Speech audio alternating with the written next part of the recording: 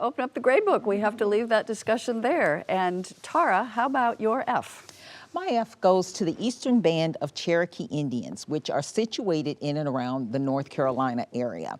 For many years, the ECBI, as they're known, has opposed other local Native groups from receiving designation as a federally recognized Native American tribe.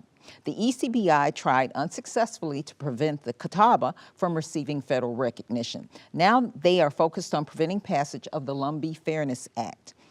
Using personal attacks, public misinformation, and high-powered lobbying, the ECBI continues to oppose the Lumbee receiving federal recognition.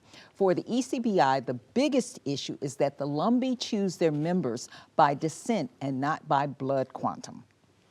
And Anirban. My F goes to the shocking rise in harassment, detention, and abuse of Palestinians by Israeli army.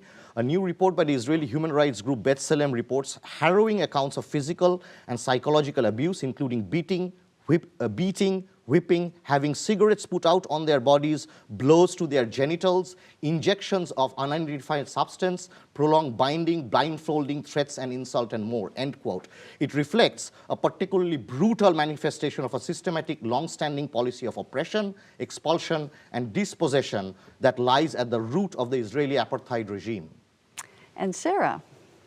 My F goes to a group of billionaires in the U.S. who have found a way to avoid paying the Medicare tax. Nearly everyone pays into the system, but for some very wealthy Americans, they use an obscure bit of the tax code to exempt their income from the Medicare tax. Someone should tell them to watch A Christmas Carol this season. Perhaps they'd recognize themselves as modern-day Scrooges, although I'm skeptical they'd change their miserly ways. And Luke. My F goes to a late addition to the National Defense Bill that prohibits the VA from providing gender-affirming care to minors. This is bad for service members and their families.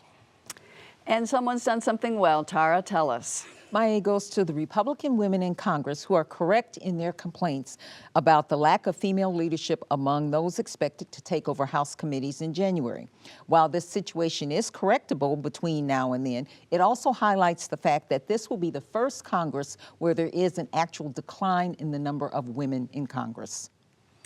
Anirban, your A. My A goes to Francesca Albanese, the UN Special Rapporteur on the situation of human rights in Palestinian territories occupied since 1967, for not only speaking truth through genocide deniers, but for her excellently detailed legal October 24 report saying, called Genocide as Colonial Erasure, where she writes, and I quote, patterns of violence against Palestinians as a group, as a whole, warrant the application of the Conventions of the Prevention of Genocide in order to seize, prevent, and punish genocide in the whole of the occupied Palestinian territory.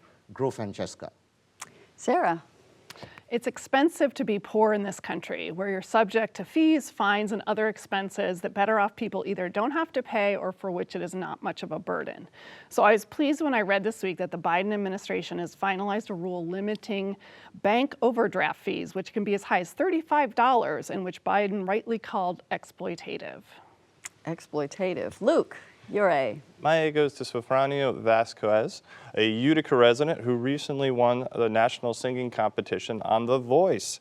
We have a wonderful arts and culture tradition here in the Utica area. It's great to see one of our own achieving national prominence. Congratulations. And what was the talent? Singing. Singing. Yes. Yeah, pop music. Yep. Classical. Yeah. Right here Right in here from Central New Utica. York. That's terrific.